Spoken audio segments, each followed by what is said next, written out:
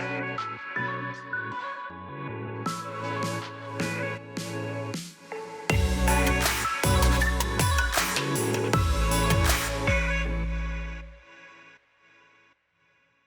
all. Welcome back to ACCFI Presents.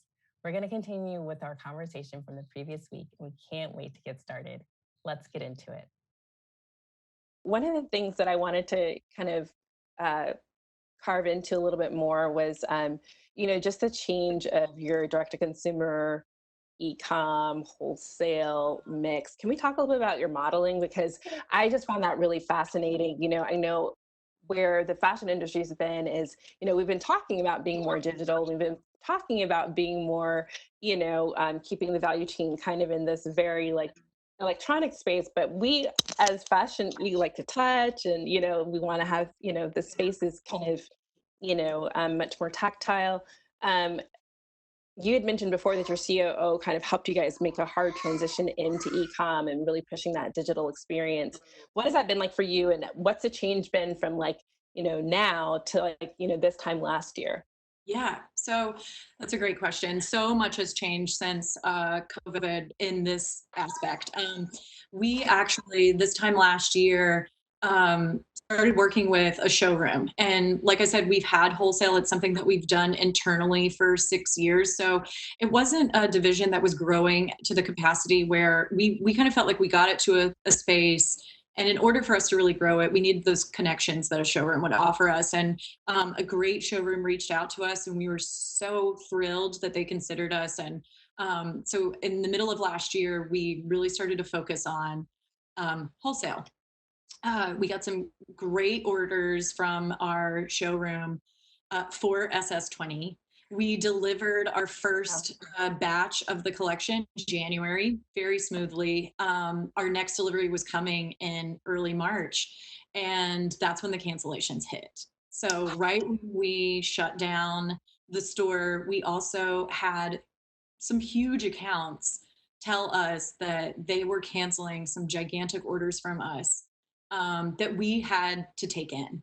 Wow. And while sure we had a PO with them, that wasn't strong enough to, make them take the goods. And they Wow. were a large company, and I think when we realized that they could just say no to a purchase order that they committed to, that this wasn't the right channel for us anymore, and Mm-hmm. just profit margins a little bit as well. Our profit margins were very slim for Mm-hmm. wholesale. So it kind of also came down to how much time and energy are we putting into this division, and is it getting back what we're putting into it? So um, and early on, I do recommend wholesale for a lot of businesses, small brands, for a lot of reasons, because it's a great opportunity to advertise your brand. So if you think about, you're giving up some of those margin dollars for advertising, you Mm-hmm. can get product out across the world. At this point and at our age, and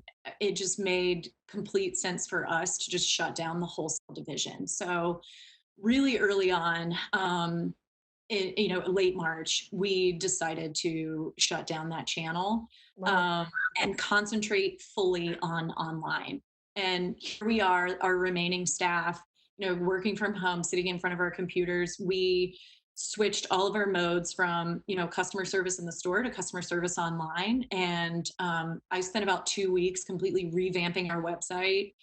So we have a new interface online that's been a little bit more professional, and a little bit, offered us some things for our website that we needed before, that we weren't putting attention into because online wasn't, a huge part of our business.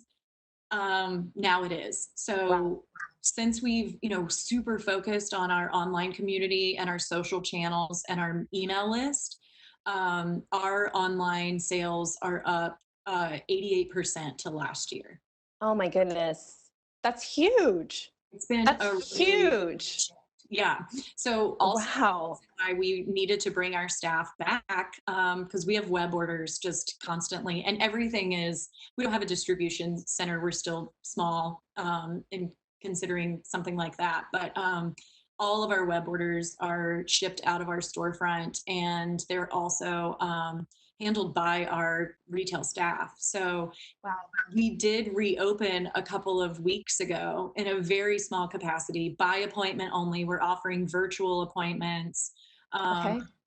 and we're offering, only up to around 5 people, including our staff, in the store at one time, because we do care a lot about our customers and our staff, and we want to make sure everybody stays super safe. Absolutely. While we don't have a lot of retail traffic right now, we've got it online. So everybody's focusing on that customer service aspect. That's incredible, Stephanie. I'm really amazed at how quickly you pivoted and how you've made that pivot profitable. You know, a lot of businesses have really been struggling in that space. I mean, to land the PPP loan, to bring the staff back, to be able to handle your volume, you know, to grow in a time whenever a lot of people are shrinking, you know, is incredible, you know. So kudos to you and the team, you know, for making that, you know, that really strong shift. Thank you. I would Um, say it hasn't been easy, and it has been a bit of stress as well, just because we aren't where we thought we'd be this year, but we are surviving. So we are hopeful that things do continue to turn a corner. That's all for today. Thanks so much for joining us for ACCFI Presents. Definitely come back and join us next week for our next segment in this series.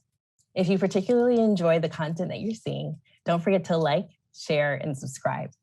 And as always, keep up with our conversation on our social media handles at ACC Fashion Incubator on Facebook, LinkedIn, Instagram, and Twitter. We'll see you guys next time.